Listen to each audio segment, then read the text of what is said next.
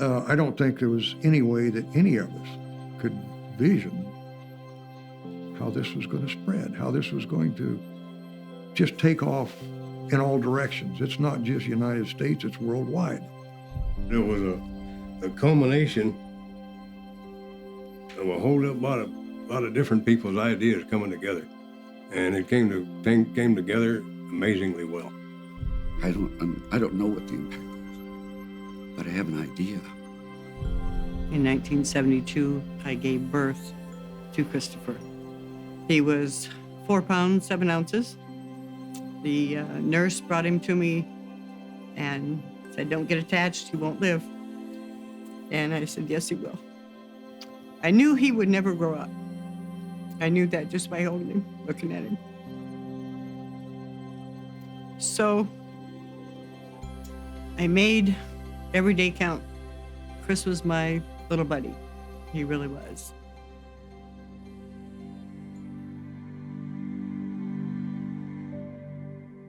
We were planning on coming back to Phoenix for a visit, and along in mid-Texas, I noticed Chris he wasn't himself. Something is just not right. We took him right in. The doctor did a little pinprick on Chris and came back a short time later and said he has leukemia. The poor doctor just looked at me and looked at my brother and my mother and wrote down an address, St. Joseph's Hospital, and said, "Go there, they're waiting for you." I made a vow that night to even be, they say, a better mother, to even have more fun with him. We just kind of went from there. We really did, day by day, week by week, whatever we needed to do. Community college class, I'd met a lady by the name of Kay Austin. Her husband happened to be a U.S. Customs agent, which I didn't know. And she says, "You know what? Come on over to my house. We'll study together. Maybe I can help." As we got into our studying, the front door opened and there was Tommy. And Chris jumped up with more energy than he had the whole time he had been there. And I think he told Tommy "You're under arrest," or "freeze," or something. Turned over and he said, "Freeze." I'm a police officer, so I froze. He got off the couch and he carefully searched my front pockets, and he was satisfied I was clean. He holstered his weapon. He stuck out his hand and he said, "Hi, I'm Chris." And from that moment on, we were buds. We were best friends. We were pals. We absolutely loved having them be a part of our family. And Tommy began to talk to Lynn at that time about doing something special for Chris. Ron Cox and Mike Stevens from DPS and I were together. Tommy started telling all of us the story about Chris.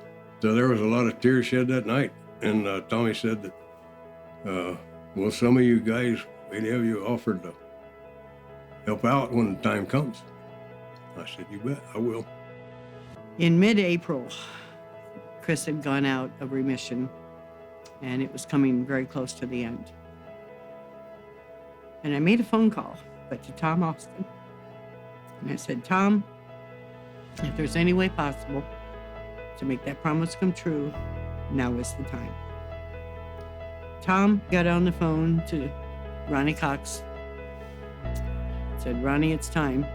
I said, "Hey, do you think we can give this guy, this young man, a show and tell around the helicopter?" And his answer was, "Oh no, we'll give him a ride in it."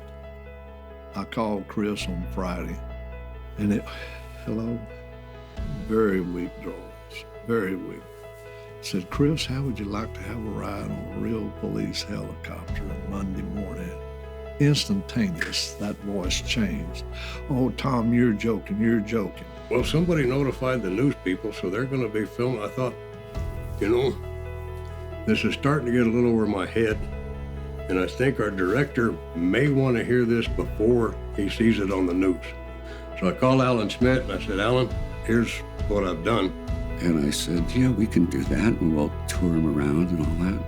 And Ron says, "I was introduced to this little boy named Chris, 7 years old, and we're going to do something special for Chris today. And I would like you to be standing by with your motorcycle. 6 o'clock Monday morning, the phone rang. Hello. Hi, Tom. This is Chris. You hadn't forgotten, have you? I said, no, I hadn't forgotten. Well, I went over there about 20 minutes till 8, and he was already out in the driveway. And I wish you could have seen the look on his face when I drove up. He knew it was real. A smile from ear to ear. I got there and set up the motorcycle at our headquarters building just as the helicopter was coming in. He was given a ride in a real Ranger helicopter. They landed at the Department of Public Safety.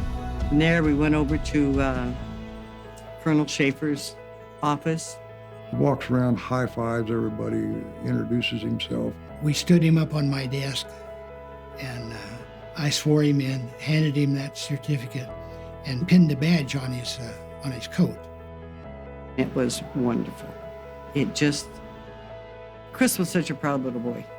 I mean, to him, with that badge, hat, everything, he was a policeman. He really was. This was something that I was totally helpless to do, but Tom had pulled it off with the help of Ronnie and help of all of the DPS officers. On May 2nd, he said, Mommy, I'm not feeling real good. On May 3rd, he passed away, just that quick. There was a unity born with these officers and what they did. We had lost a fellow officer, we meaning the Arizona Highway Patrol. I was called into the commander's office, and he said, we have learned that Chris is going to be buried in a little town called Kewanee, Illinois.